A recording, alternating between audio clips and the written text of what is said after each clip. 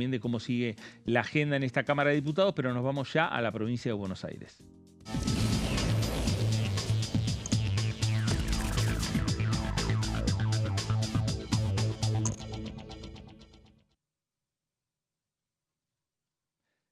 Diputada Jimena López, ¿cómo le va? Buenas tardes. Melissa Jofré, Hola, Silvina Angione, Fernando Fraquelli saludan. hola, buenas tardes. ¿Cómo están todos ahí en el piso? Muy bien, muy bien. Bueno, Jimena, preguntarle, consultarle por dónde está pasando la agenda legislativa de Unión por la Patria por estos momentos. Y hay varios temas. Mañana tenemos comisión informativa de pymes con todo lo que es la Cámara de Textiles, o sea, el rubro textil que está obviamente desguazándose en la Argentina por la apertura irrestricta de importaciones, básicamente de ropa de China, y hace que todo lo que es el tejido productivo textil esté mermando y con mucha problemática a la hora de la venta y con determinadas agendas que tienen que ver también con la organización de la marcha universitaria en el reclamo de la reparación de los fondos para las diferentes universidades nacionales que tiene este país. Y obviamente una agenda proactiva, claramente en oposición a lo que es el gobierno actual y por diversos temas. O sea, particularmente mi equipo estamos trabajando todo lo que tenga que ver con regulación de plataformas en menores de edad, en niños, niñas y adolescentes. Creo que hay un trabajo interesante. El tema es que claramente, como es un juego de mayorías y minorías en el Congreso, los proyectos que por ahí nosotros proponemos o que queremos debatir no llegan al recinto porque ni siquiera se trabajan en comisión. ¿Qué tal, diputada? ¿Cómo está? La saluda Melissa Jofré. La semana Hola, pasada, Melissa. ¿qué tal? La semana pasada estuvo participando en la Comisión de Transportes y, bueno, si bien se debatieron algunos pedidos de informes referidos a obra pública, que hubo ahí unos cruces también con el oficialismo, preguntarle por qué no se abordó un tema que tiene que ver con, bueno, lo que estuvo pasando con la frecuencia de los colectivos en el AMBA, teniendo en cuenta también su gestión Sí. como funcionaria en el pasado, preguntarle si le parece suficiente o qué le parece esta medida del gobierno de, bueno, haber girado 56 mil millones de dólares a las empresas para intentar destrabar el conflicto. Sí, el tema del transporte, específicamente en micros de traslado de pasajeros de corta distancia, lo que se conocen como los recorridos, hay diferenciales. Hay líneas provinciales y hay algunas líneas que son nacionales que se comparten entre Nación y Cava y otras que son de Nación específicamente, que tiene que ver con la frecuencia y con el volumen de gente que viaja desde lo que son el primer y segundo cordón de conurbano hacia la ciudad. Eh, yo particularmente soy defensora de los subsidios del transporte público porque es un subsidio indirecto a la producción, al trabajo, inclusive al salario.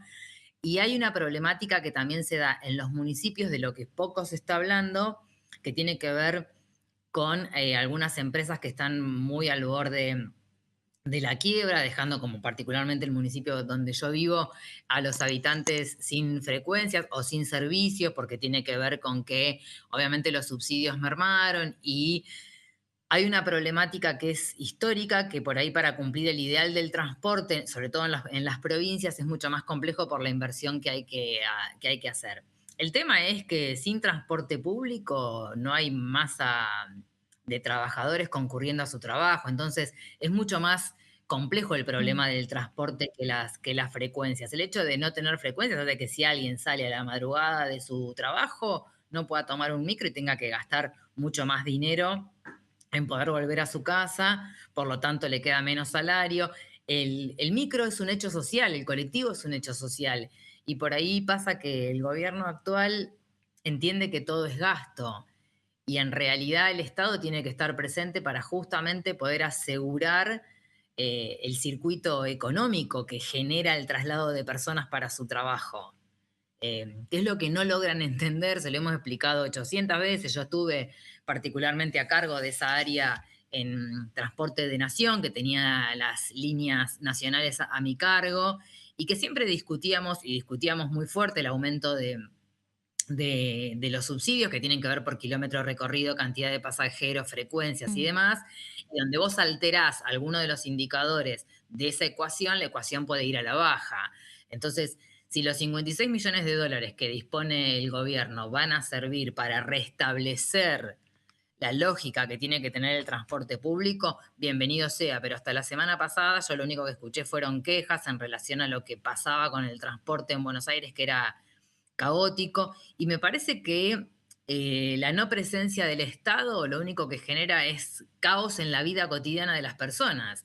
Si vos estás acostumbrada a salir de tu casa calculando a las 6 de la mañana porque tenés 2 horas hasta tu trabajo y te alteran alguna de las frecuencias, alteran parte de tu vida, porque o te vas a tener que levantar más temprano o vas a tener que hacer transbordo entre el micro, el subte, el tren, que ya de por sí mucha gente lo hace. Nosotros teníamos todo un estudio hecho de cómo eran los viajeros, sobre todo de AMBA a Cava, que es las líneas de transporte que más densidad poblacional trasladan en toda la Argentina. O sea, el traslado de la gente que vive en primer y segundo Mm. cordón a Ciudad de Buenos Aires o a lugares donde tenían que trabajar era altísimo el nivel de flujo de traslados de personas comparativamente con cualquier otra provincia.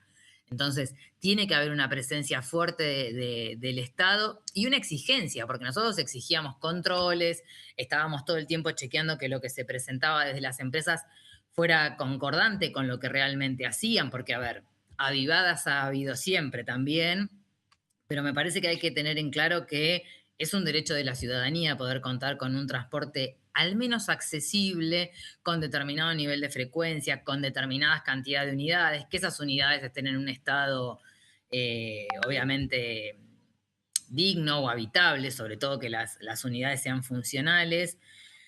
Y la verdad, el otro día en la Comisión de Transporte nunca se habla de temas que los pueden incomodar, siempre hablan de temas que nos puedan molestar a nosotros, como era el reclamo sobre la autopista Presidente Perón, que es una autopista nacional y que básicamente el gobierno nacional es quien se tiene que hacer cargo, pero ante la duda decían, bueno, pero ¿y dónde está la autopista? ¿En provincia de Buenos Aires? ¿Y qué hace el gobierno de la provincia? Mirá, un gobierno nacional que le debe más de 16 billones de dólares al gobierno provincial no puede exigir mucho, porque la coparticipación no la está pagando. Entonces, hay todo un tire y afloje que es muy complejo de discutir con gente que no entiende nada de cómo es la gestión del Estado, porque no lo saben. Imagínate que nos discutían los giros de los proyectos y los giros no los elijo yo como oposición, los giros los elige el presidente de la Cámara y eso está dado por reglamento. Diputada, ¿qué tal? Buenas tardes. Silvina Angiono la saluda. ¿Cómo está? Hola ¿Qué Silvina, tal? buenas ¿Cómo está? tardes. ¿Cómo andás? La quería consultar sobre el proyecto del Poder Ejecutivo que envió al Congreso vinculado con la reforma electoral.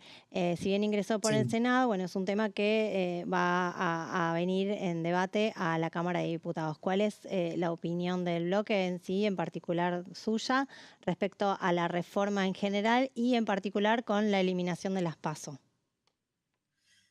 Mira, el tema específicamente de reforma electoral, yo lo leo mucho a Sebastián Galmarini, mi compañero de banca y obviamente del mismo espacio, pertenecemos los dos al Frente Renovador, y él es un especialista en temas electorales.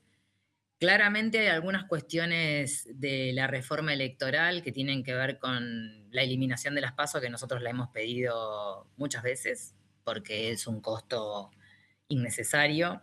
También es cierto que nos pasó en su momento, yo estuve en la reforma cuando se trató boleta única, no sé si se acuerdan, que es el sistema de la Cruz que está a Sí, nivel nacional. exacto. Bueno, yo en ese sistema no estuve de acuerdo. Me parece que en principio si el proyecto pasa al Senado, obviamente yo tengo la responsabilidad de leerlo y discutir con mi grupo de compañeros diputados del Frente Renovador si vamos a dar el apoyo al todo, a las partes y obviamente dentro de Unión por la Patria, qué es lo que se considera viable. Yo personalmente no estoy de acuerdo con las PASO, pero mi postura es una postura personal que después yo no puedo definir por mí misma si voto sola, no, tiene que ver con un respeto a lo del bloque. Sí creo que me parece que van a utilizar la misma estrategia que en todas las reformas. Nosotros nos hemos encontrado con proyectos, tanto el de reforma laboral como la discusión en algún momento que se va a dar de reforma previsional, que llegan proyectos cuya técnica es bastante floja de papeles, lo cual los hacen judicializables para evitar después tener que dar debates serios sobre esos proyectos. Y me parece que el de reforma laboral es algo que se trajo bastante de los pelos en una situación que lo ponía en el foco a Adorni, al jefe de gabinete, con la serie de preguntas que teníamos que hacerle en el Congreso. Pero yo estoy dispuesta a discutir una reforma laboral. Por ahí no la reforma laboral integral que proponen ellos, sino al menos discutir seriamente, por un lado, el tema de las PASO, y yo de hecho siempre en provincia de Buenos Aires que se pone sobre la mesa la reelección indefinida de los intendentes, tampoco estoy de acuerdo. Jimena, gracias por estos minutos para Con Diputados Televisión. Bueno, muchas gracias a ustedes por invitarme, un placer como siempre. Gracias. Jimena López, diputada nacional de Unión por la Patria por la provincia de